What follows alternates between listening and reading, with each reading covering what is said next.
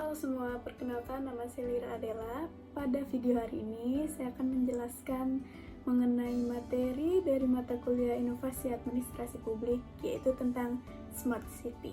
Smart City atau kota pintar merupakan suatu konsep pengembangan, penerapan, dan implementasi teknologi yang diterapkan di suatu daerah sebagai sebuah interaksi yang kompleks di antara berbagai sistem yang ada di dalamnya.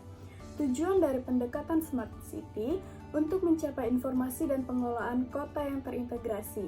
Integrasi ini dapat melalui manajemen jaringan digital geografi perkotaan, sumber daya, lingkungan, ekonomi, sosial, dan lain sebagainya.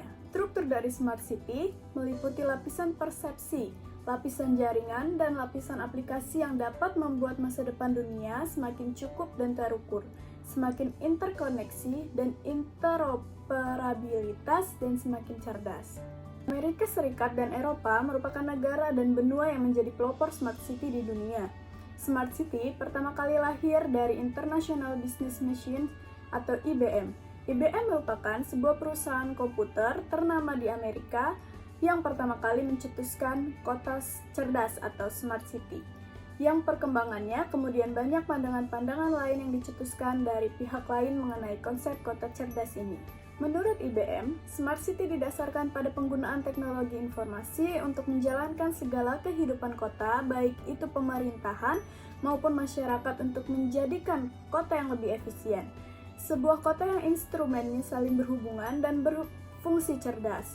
Smart City dapat menghubungkan infrastruktur fisik, infrastruktur IT, infrastruktur sosial, dan infrastruktur bisnis guna untuk meningkatkan kecerdasan kota. IBM membagi Smart City menjadi 6 jenis. Keenam jenis pembagian Smart City tersebut meliputi Smart Economy, Smart Mobility, Smart Governance, Smart People, Smart Living, dan yang terakhir Smart Environment. Smart Economy. Implementasi dan penilaian Smart City pada bagian dimensi Smart Economy meliputi dua hal, yakni proses inovasi dan kemampuan daya saing.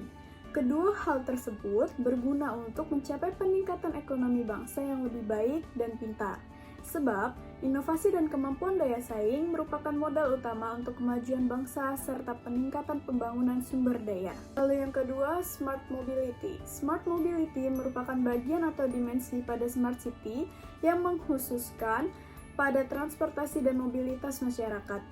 Pada Smart Mobility ini terdapat proses transportasi dan mobilitas yang smart, sehingga diharapkan tercipta layanan publik untuk transportasi dan mobilitas yang lebih baik, serta menghapus permasalahan umum di dalam transportasi, seperti macet, pelanggaran lalu lintas, polusi, dan lain sebagainya. Lalu yang ketiga ada Smart Governance. Smart Governance merupakan bagian atau dimensi pada Smart City yang mengkhususkan pada tata kelola pemerintahan.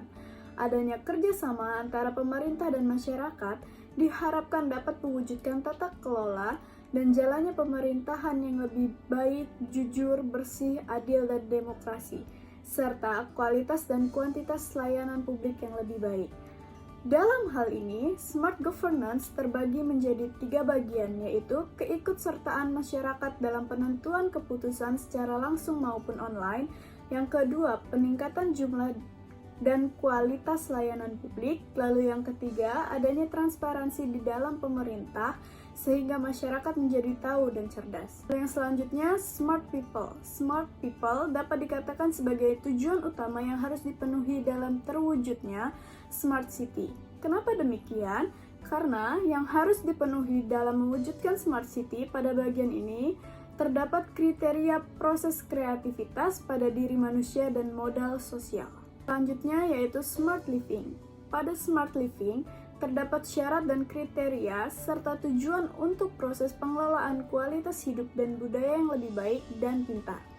Untuk mewujudkan Smart Living terdapat 3 buah subbab yang harus dipenuhi, diantaranya itu ada yang pertama, fasilitas-fasilitas pendidikan yang memadai bagi masyarakat dengan memanfaatkan teknologi informasi. Lalu yang kedua, penyedia sarana, prasarana, dan informasi terkait dengan potensi pariwisata daerah dengan baik dan atraktif memanfaatkan teknologi informasi.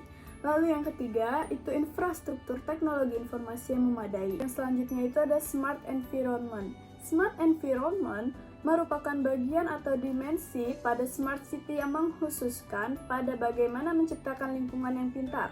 Untuk mewujudkan smart environment, perlu adanya beragam terapan aplikasi dan komputer dalam bentuk sensor network dan wireless sensor network, jaringan komputer, kecerdasan buatan, database system, mobile computing, sistem operasi, parallel computing, recognition, face recognition, image recognition, image processing, intelligent transport system, dan beragam teknologi lainnya yang terkait dengan pengelolaan lingkungan hidup dan manusia itu sendiri. Konsep kota cerdas ini memang membicarakan mengenai pemanfaatan teknologi modern dalam kehidupan sehari-hari.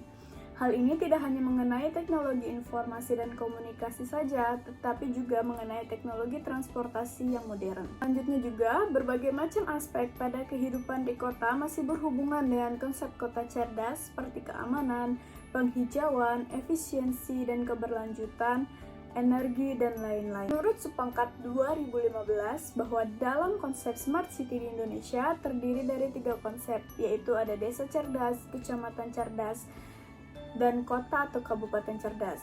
Selain itu juga, Supangkat menjelaskan bahwa Smart System Platform juga berperan penting agar tercapainya tujuan dari Smart City itu sendiri, yaitu ada sensing, understanding, dan acting. Jadi, upayakan teknologi informasi dan komunikasi tersebut dalam pemanfaatannya dapat mendukung manajemen sumber daya, meningkatnya pelayanan kepada masyarakat, meningkatkan kualitas kehidupan masyarakat kotanya, dengan tetap memperhatikan aspek-aspek keamanan, penghijauan, dan keberlanjutan kotanya.